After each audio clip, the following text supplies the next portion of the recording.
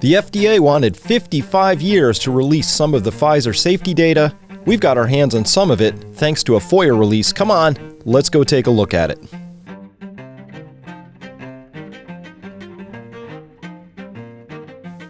Hello everyone, Dr. Chris Martenson here, and boy, we've got a really interesting episode for you here today.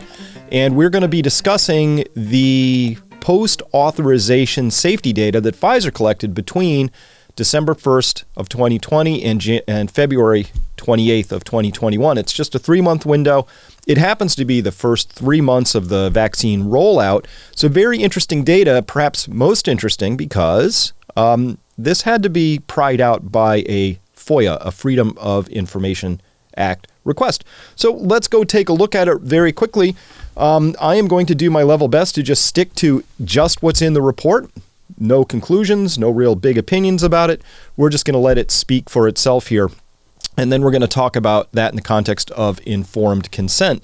So yes, this was a FOIA request. A judge said, yeah, you got to release this stuff. And this came out. And frankly, it should have come out earlier. But I got to tell you this before we go there. This is my website right here, peakprosperity.com. Please come on by if you want to. Come on by and leave your email. That way we'll be able to reach you because this kind of fact-based reporting that I'm bringing you, let's just say it hasn't been all that popular with the censors here in the United States of late. So we take risks when we do this. If we want to be able to reach you, that's what you would do. You just put in a username, give us an email, and we'll be able to let you know when we're producing more content should anything happen across our other distribution channels like this one. If you do join as a member, hey, for less than $1 a day, I will become your personal research assistant. And that's what I do. I just make sense of the world. And if you don't have the time, I do have the time. So that's what I do as well. Most importantly, you could join our community. We got a lot of people there who are no longer feeling quite as insane because we have each other. That is the prime value of becoming a member over at Peak Prosperity as far as I'm concerned. Although you do get a private researcher you get to use. So let's go there. Let's start here. Pfizer safety data, I'm calling it leaked because really it was wrestled out by a Freedom of Information Act request. The judge said you have to put it out. It got snuck out there. And by snuck out, I mean I couldn't find any reports of this in any mainstream news within about a week of it coming out. So I had to look through it all myself. And here's what we found. Get my drawing tool out. First up, this is the first page. This is cumulative analysis of post-authorization adverse event reports of this BNT162b2. This is received up through the 28th of February 2021. I think this is a bad start for me because the front page says, report prepared by Worldwide Safety at Pfizer. By the way, little known fact for some people, I did work at Pfizer for just under 3 years. I worked at the Groton facility, which is R&D, Research and Development, Groton, Connecticut. I was in corporate finance. This was my first thing I did starting out after business school. Felt like a good place to go. I worked there. Wasn't a good fit for me. I ended up leaving for other opportunities. Long story, here I am. At any rate, I think I understand corporate culture reasonably well. I won't profess to be an expert at their corporate culture, although I did work there for a few years. All right, with that out of the way, in yellow, quote, it says, the information contained in this document is proprietary and confidential. Any disclosure, reproduction, distribution, or other dissemination of this information outside of Pfizer, its affiliates, its licensees, or regulatory agencies is strictly prohibited. Now, this is kind of weird because this is actually adverse event safety data. I didn't realize that safety data on an EUA product was subject to confidential or proprietary aspects. That's kind of news for me, but kind of a bad start because to me this is the public's data. It really ought to be, particularly under these particular circumstances. So maybe that's just boilerplate. Their lawyers say, hey, we put that on the front of everything, and whether it has any legal bearing or not, I don't know. But this is now public data, so it's out in the public.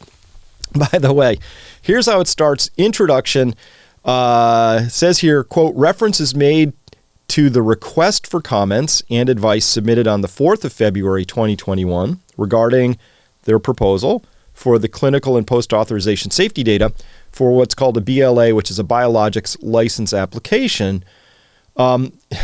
in yellow, quote, further reference is made to the agency's March 9th request of 2021.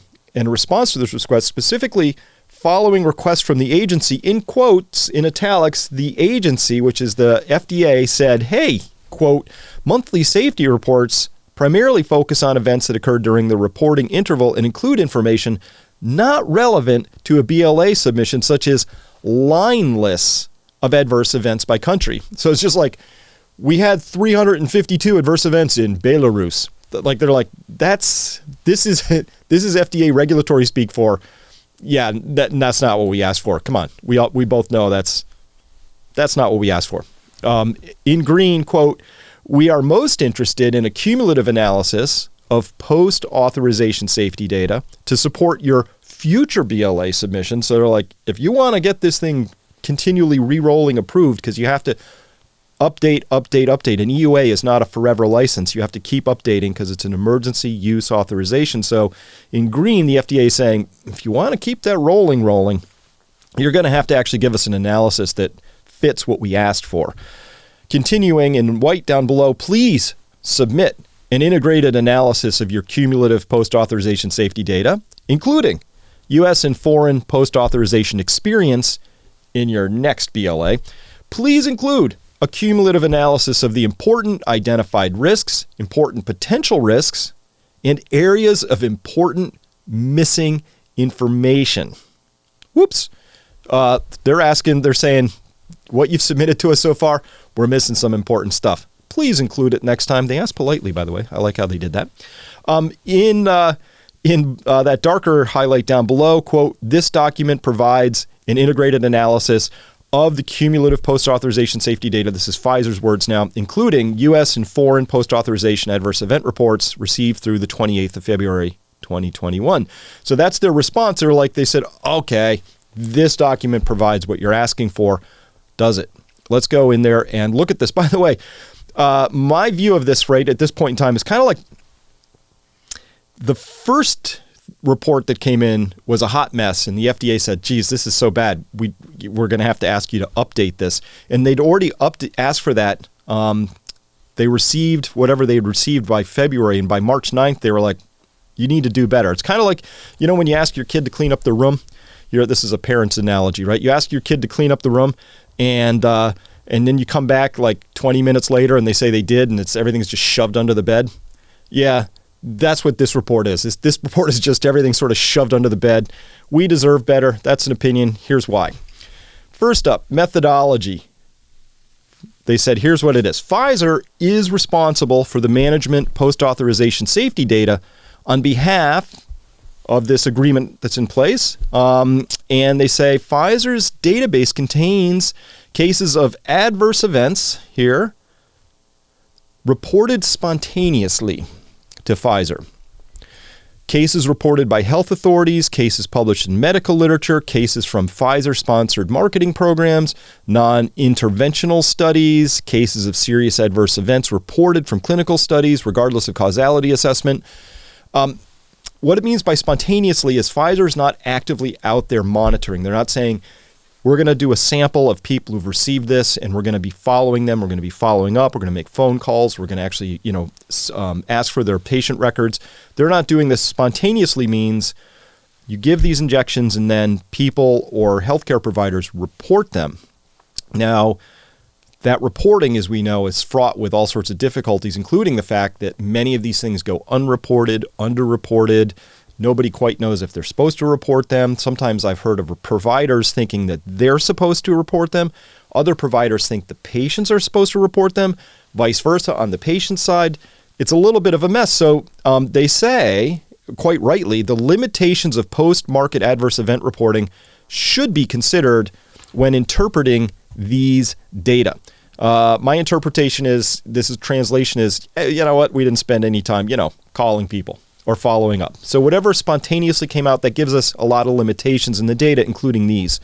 The limitations of post-marketing adverse drug event reporting should be considered, including reports are submitted voluntarily, and the magnitude of underreporting is unknown. Harvard study says it's 100 to 1. Other studies think it's somewhere between 30 and 40 to 1. It's all over the map. We don't really know, but we know that it is underreported. We just don't know the magnitude. But for sure, anything you read is in a summation of underreported numbers. That's part one. Some of the factors that may influence whether an event is reported include length of time since marketing, since it went out to market share of the drug compared to the other ones out there, publicity about a drug or an adverse event. So if you talk about adverse events, more people tend to start reporting those. Seriousness of the reaction, regulatory actions, awareness by health professionals, all this. By the way, this whole part about how these things would be reported, that would be a proper regulatory function. To the extent there's any confusion, is on the health authorities for not properly communicating who should report what and when. That part is very, very unclear in this, based on everybody I've talked to in the field.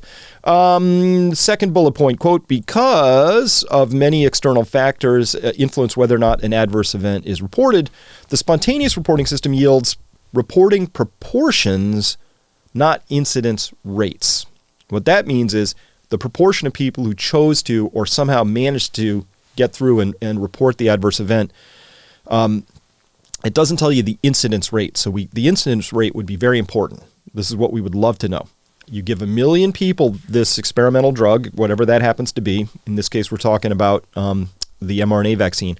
But you give whatever your substance is, and then you would like to know out of those 1 million people, the incidence is what percent of them in each category, at each age, by gender, are experiencing something. Then you know you would be able to actually provide real actionable information. So all they're saying here is, look, a lot of external factors influence whether things get reported or not. By the way, this is across lots of different countries.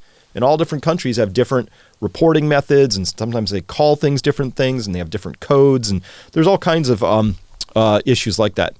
All right, next, in some reports, clinical information such as medical history, validation of diagnosis, time from drug use to onset of illness, dose, use of concomitant drugs is missing or incomplete. So who knows what the actual making cause and effect delineations is very difficult, because if you don't gather the data or that data is missing, what can you say, right?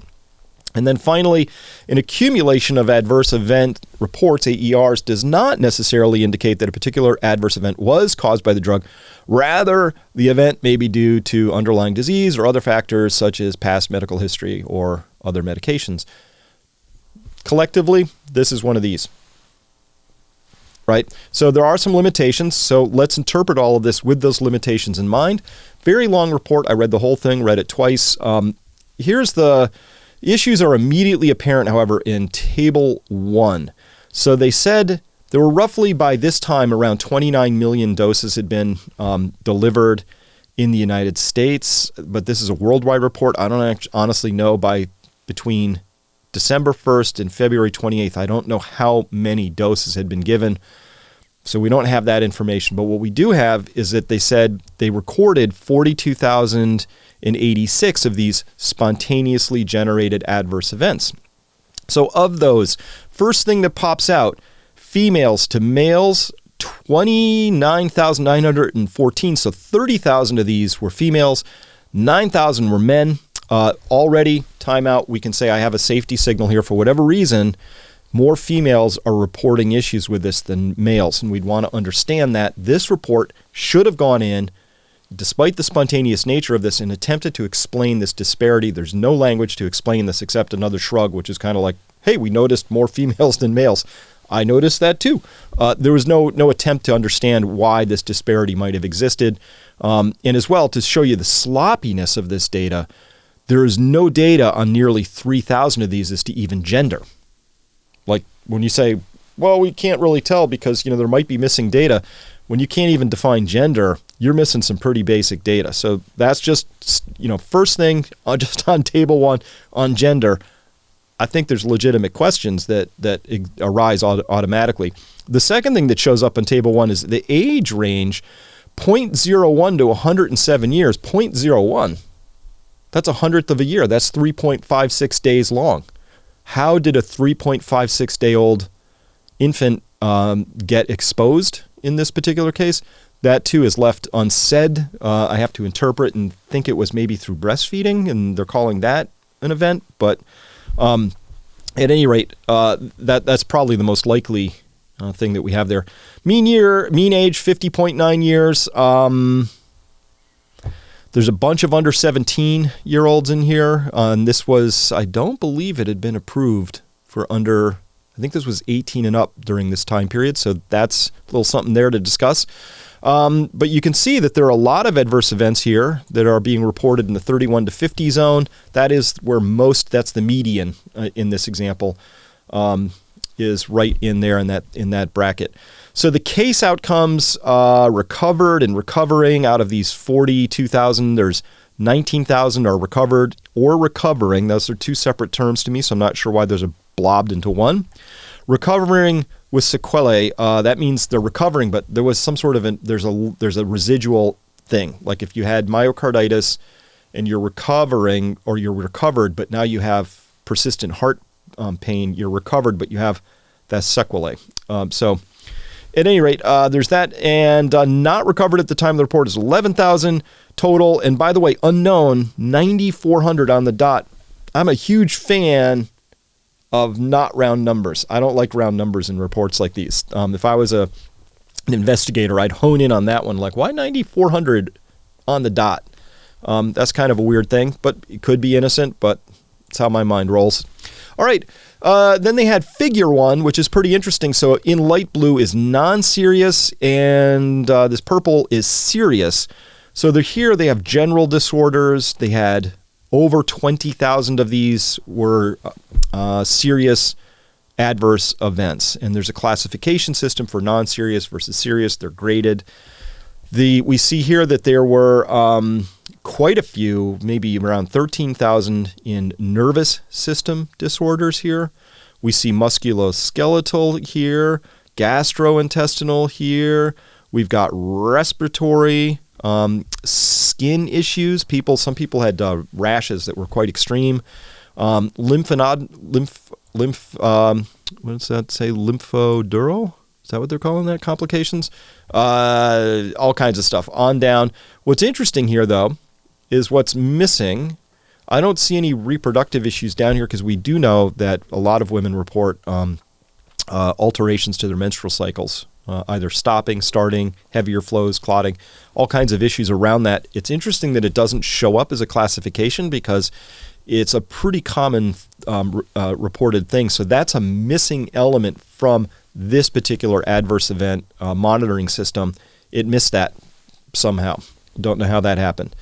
So at any rate, we can see there's actually, many, many thousands of things. You would think, what I would think, if you said within the first 3 months, of which we're really ramping up, when you have this many adverse events, this many serious adverse events, to me, that's a safety signal. And you say, wow, we should look into that, see if we can understand this. So let's break it down a little bit, and we'll talk about this, again, with this female to male breakdown a little bit, where I think maybe there's room to have more curiosity and inquiry about this. So now right here, we're looking at just this concept of anaphylaxis, which is a profound immunological response, which is very dangerous. So if somebody has a peanut allergy, they get exposed to peanuts, their throat starts closing down. You get the EpiPen, goes into the thigh, and you treat their anaphylactic reaction. What's interesting is in this scoring system, this is the highest, most dangerous form of it, the BC1, the Brighton Collaboration Level 1. 290 cases had been reported throughout the world at this point in time. There were 1,833 total cases. BC5 is the lowest level. It's really not that serious of a thing. Out of these, there were 1,002 cases. I can't match these numbers up, so this is, again, a problem. If I was a regulator, I'd kick it back. I'm like, wait, where'd the 2,958 come from? I couldn't make sense of these numbers because they don't line up. There ought to be some relationship here. They don't explain why they're different. So I squinted at it hard, didn't resolve it. Maybe somebody else can figure this out. But again, look what we're seeing down here under gender. Females, 876. Males, 106. Again, 20 unknown. There were 9 fatal cases that showed up here. And there were very many serious cases in here as well. So when we looked at this spread out all across the world, so to me, there's obviously, we knew that there was some issue with anaphylaxis that some people, for whatever reason, would go into. anaphylactic shock and or have a reaction in a gradation from very serious down to not all that serious. However, we should note that for countries that are imposing very, very strict requirements for vaccine passports and also not allowing any medical waivers or exemptions, anybody who fell on this list who had a serious reaction shouldn't be getting future shots. We know that. CDC says so. There ought to be an instant, immediate, obvious medical exemption for people who fell anywhere on this list. And I'm going to bet that there are a lot of people who weren't on this list because of the level of anaphylaxis that we saw when we looked at. There was a hospital system we reported on many, many months ago. They recorded a much higher incidence rate than this is reporting right here. So again, we see 9 fatal cases, though, and what's interesting about this, when we go on, I'll show you how that sort of tacks in earlier to the timing of all of this. So these anaphylactic reactions show up very, very, very quickly. These things would generally onset within minutes, at most hours, guaranteed within 24 hours. So when we say that there's 9 fatal cases, those had to have happened within a very, very short time frame, where it would be very easy to assign that to receiving the jab. And we don't know were these first vaccinations, second vaccinations. We don't know anything. None of that's provided in this report at this stage. So it's, like I said, it's just toys pushed under the bed as far as I can tell. Here, looking at safety for pregnancy. So this is a description of missing information. This is a classification where the FDA came back and said, you're missing some stuff. So they had to go back and they looked in it. And so what we found here was post-authorization case evaluation. Again, these are partial cases. We don't know if this is the complete set, but we know it's some subset of what would we consider the complete case. Number of cases, they had 413 that they looked at. 84 were considered serious. 329 were considered non-serious. Out of these, 270 mother cases and 4 fetus baby cases, representing 270 unique pregnancies. They did see here spontaneous abortion in 23 of those cases. Outcome is, is pending in 5 cases. Premature birth with neonatal death, spontaneous abortion with intrauterine death, 2 each, and spontaneous abortion with neonatal death, 1 each. So what do they say about this? Fundamentally, once this data had been analyzed, they said the conclusion of this section was there were no safety signals that emerged in the review of these cases in the use of pregnancy and while breastfeeding. So the conclusion was, hey, we saw this. There's some of these events that happened. The conclusion was that these actually, there's no safety signal here. So A, cause and effect, very, very difficult to determine. But B, they're just making an assertion here. I'm calling this a data-free assertion because a data-rich assertion would be to say, within the number of people within this population, we would have expected this many, and the number that we observed wasn't above the expected number because things go wrong in pregnancy, right? Sometimes spontaneous abortions happen, stillbirths happen. There are mutagenic effects that happen. They happen, right? So the question is, did more happen than you expected? We have no way of assessing that because of the limitations of these particular studies. But I would tell you that from my perspective, there's no way you can make that conclusion. All you can say is we lack the ability to make any particular conclusion about this because of the way the data was collected, in which case the regulators would either go, okay, or they would say, we need to do better than that. Let's protect these people and the unborn, so let's go forward and gather that data. But this is just what was presented and accepted. And by the way, again, as a reminder, we only know this because of a Freedom of Information Act request that wrestled this out of the FDA's hands. All right, children, there was off-label use that happened here. There were a number of cases of serious adverse events, but what we don't know, they tell us, helpfully, here's our number, 0.1% of the total data set of these adverse events that came in. So it was a smallish number, but we did have 34 cases of individuals under the age of 12 who had received this shot. They shouldn't have. This is very off-label at this point in time. We don't know how many children actually received this shot, how many children under the age of 12. And they would have received, in this case, I presume, the full adult dose, which is the 0.3 mils, which is 30 micrograms of the mRNA.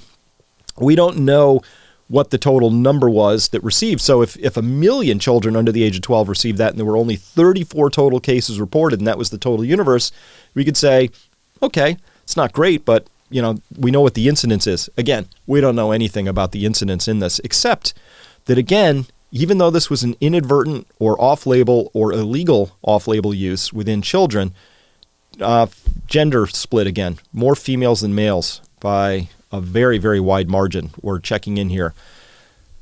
The ages range from 2 months to 9 years. So these weren't just children under the age of 12. These are children under the age of 10.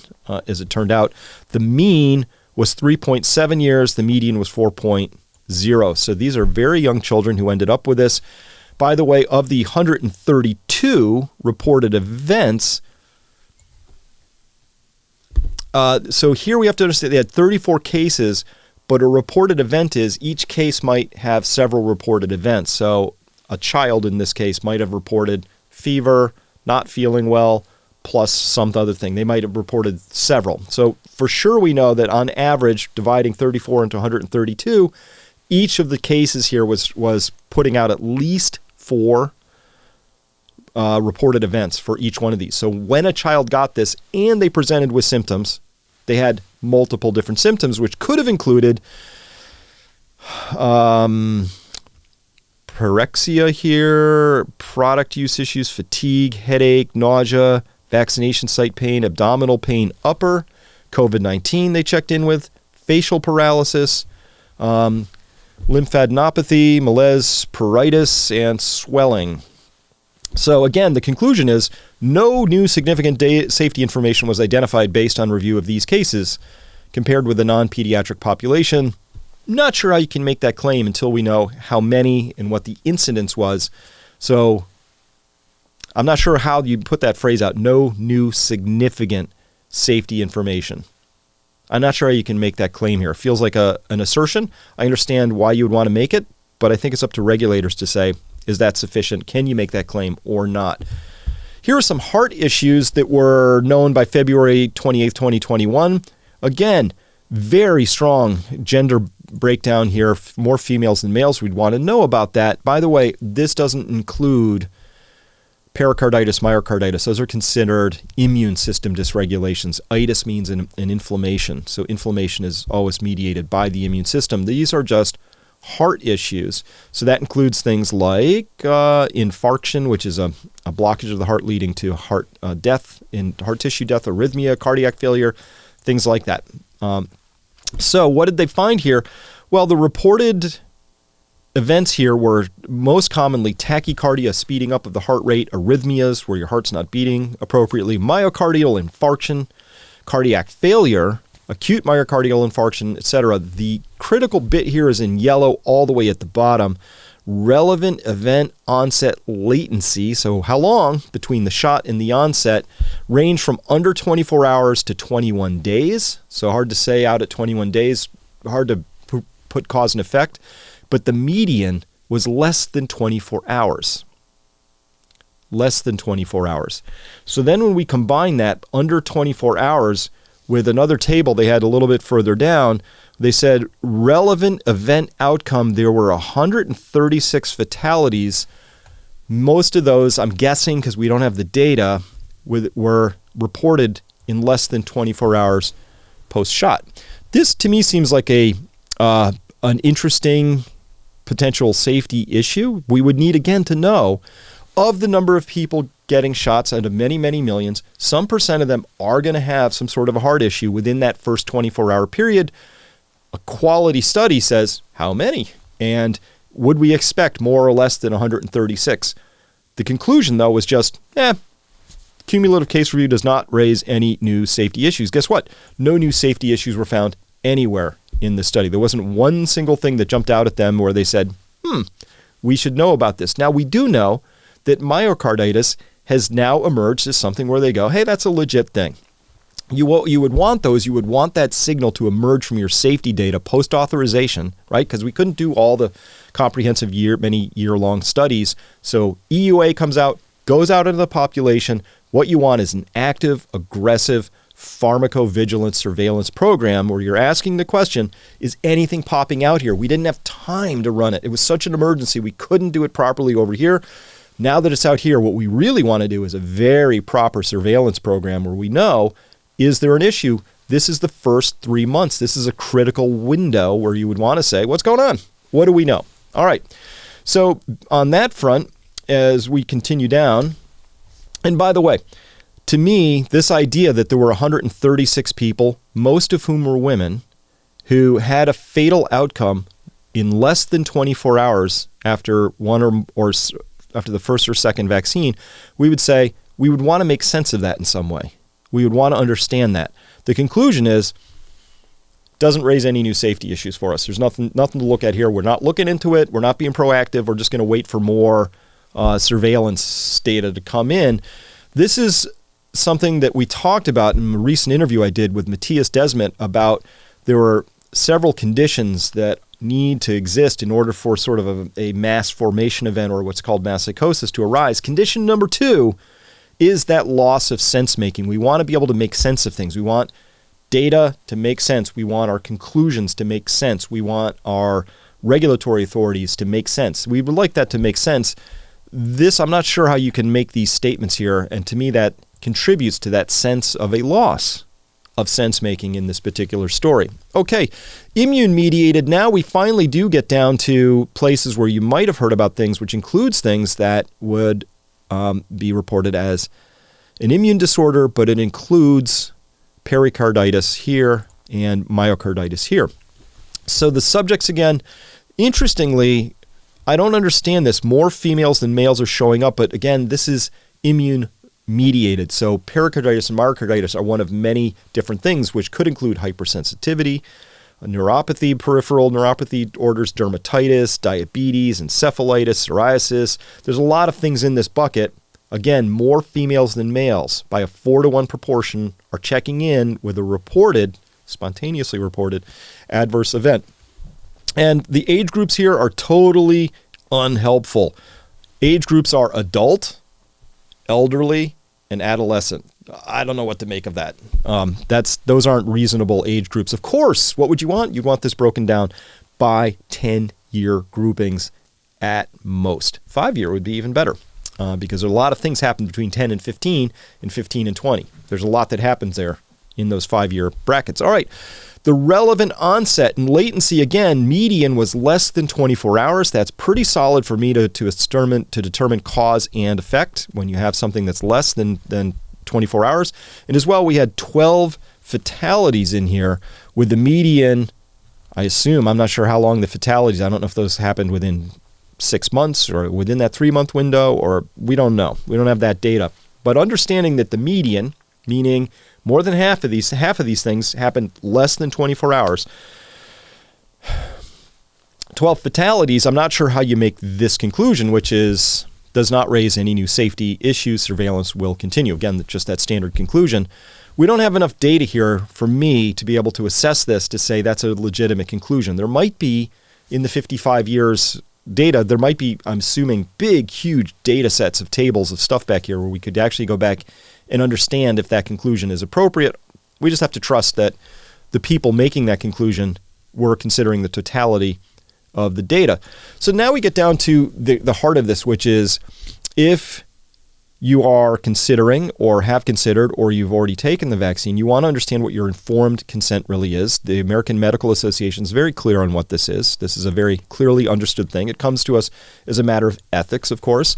And the Code of Medical Ethics includes this idea that informed consent to medical treatment is fundamental to both ethics and law. There's a lot of law about this. These aren't sort of rules. These aren't guidelines.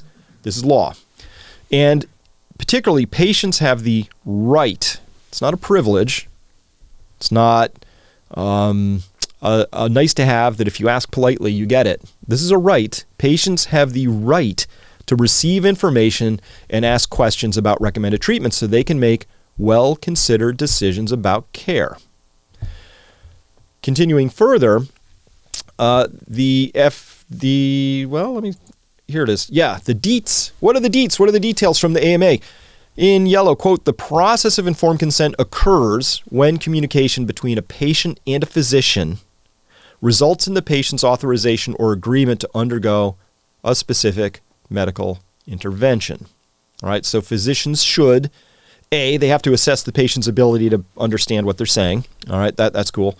B, present relevant information accurately and sensitively. And the physicians should include information about, in yellow 3 down there, the burdens, the risks, and the expected benefits of all the options.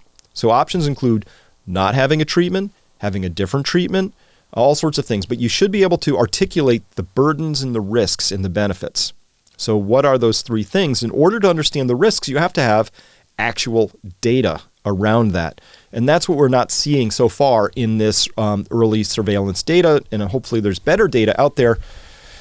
But as of the time by February 28th, when this report was generated and then the FDA got their hands on it, we didn't know much about it. But let's imagine that we've learned more. The post-marketing experience as of today, which is as of 12/7, when I pulled this report together, I went to the provider's labeling to look at what's in there right now, because maybe this stuff all got wrapped in. This is 100% of everything that we just reviewed in that report from the post-marketing experience, the post-authorization experience. 100% of what's in that this is what's now out there. If you went to provider labeling, you're a doctor, you're a physician's assistant, you're a nurse, or somebody who's providing one of these vaccines, and you open up this label and you read it. Here's what it says: post-marketing experience. The following adverse reactions have been identified during post-marketing use of Comirnaty, which is the branded name for the original Pfizer vaccine, including under EUA, because these reactions are reported voluntarily from a population of uncertain size, it's not always possible to reliably estimate their frequency. In fact, it's impossible. Or establish a causal relationship. Very difficult, gathered this way, of course. And here are the things that you might find: cardiac disorders, such as myocarditis, pericarditis, gastrointestinal orders, diarrhea, vomiting, immune system disorders, musculoskeletal and connective tissue disorders, pain in extremity, such as the arm. What I don't see in here, there's no number. So I'm a provider and somebody says, "Doc, give me the risks. What are they?" And I'll go, there's some unknown, undefined risk of these things. There's no numbers here. This is it. And by the way, I didn't cut and paste. This is 100% of what's included from post-marketing. Everything we've learned about these things from post-marketing experience is in this clip you see right here. That's all of it, 100%. So in terms of informed consent, though, I'm not clear how you go about doing this in assessing this when you're saying here that it's up to the doctor or provider to assess the burden, the risks, the expected benefits. You need data for that. I'm a little unclear what we do without data in this point. So anyway, that makes it a little bit difficult. So by the way, as we continue down further, if we go here to this web address right here, this is the latest that we have as well in terms of informed consent. So you're interested, you want to go, you want to find out about this FDA approved, they say here, important safety information. What is it? So you should not get these vaccines if you've had a severe allergic reaction after a previous dose, or have had a serious allergic reaction to any ingredient in this vaccine. By the way, the ingredients are very hard to decipher. You'd have to be an organic chemist to even understand them. So it's unclear how you would know if you've had a reaction to a couple of these things. But at any rate, and you should tell your vaccination provider about all medical conditions if you've had any allergies, if you've ever had myocarditis, if you've had a fever, on and on down this list. And so if you are pregnant or plan to become pregnant or are breastfeeding. So this is part of the informed consent. What's missing here is any sense of the numbers, right? So there's nothing in here to suggest that, for instance, how many people might have experienced a fairly serious adverse event, such as this one. That's not in there. So we don't, there's no sense of that. So to me, I'm not clear how we're doing informed consent without numbers. I like my numbers. You know that. All right. So this is all sort of missing from this point. And well, how would we take it down a little bit further? So in this post-marketing experience, what's missing for me completely? There's no numbers at all, none. There's no indication that the most serious things have an onset in under 24 hours. That would be important information, which is to say, of these things that might happen, you should really have a sharp eye out within that first 24-hour window, because when things seem to go bad or they're very serious, they tend to happen really soon. They have a sudden onset. So there's nothing about the timing here. There's nothing about pregnancy or impact on women's menstrual cycles, zero. And there's nothing about the many deaths that were recorded, even if we don't know that those are directly causal. It's data. It probably ought to be in there and ought to be presented. So that's the kind of stuff that is missing from here, and I don't quite know what to do about that. So it's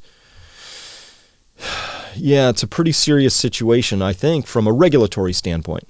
I think we would want to understand this just a little bit better. Okay, so as well, if we wanted to understand what informed consent is just around pregnancy. So here's the part from if you went to the website, they would say, as a consumer, tell the vaccination provider about all medical conditions, including if you're pregnant or plan to become pregnant or are breastfeeding. So who is your vaccination provider? Sometimes this is just somebody at CVS or Walgreens or someplace like that, or it's just somebody at a big line. Maybe I've heard they do these at stadiums. I think you would have to inform them and say this. And as well, when we look now all the way down in the piece here, which is in labeling, which is for the provider. So let's imagine your provider did read the entire label around this, and they went to the part in pregnancy because you said, hey, I'm pregnant or planning to become pregnant. I would like to be informed. They go, just a second. They open this thing up. They read it. They go down to section 8.1. They open it up, and they find out that the conclusion is available data on Comirnaty administered to pregnant women are insufficient to inform vaccine-associated risks in pregnancy. That's the state of the art. So in terms of informed consent, you read this thing. I'm supposed to tell my vaccination provider. I tell them.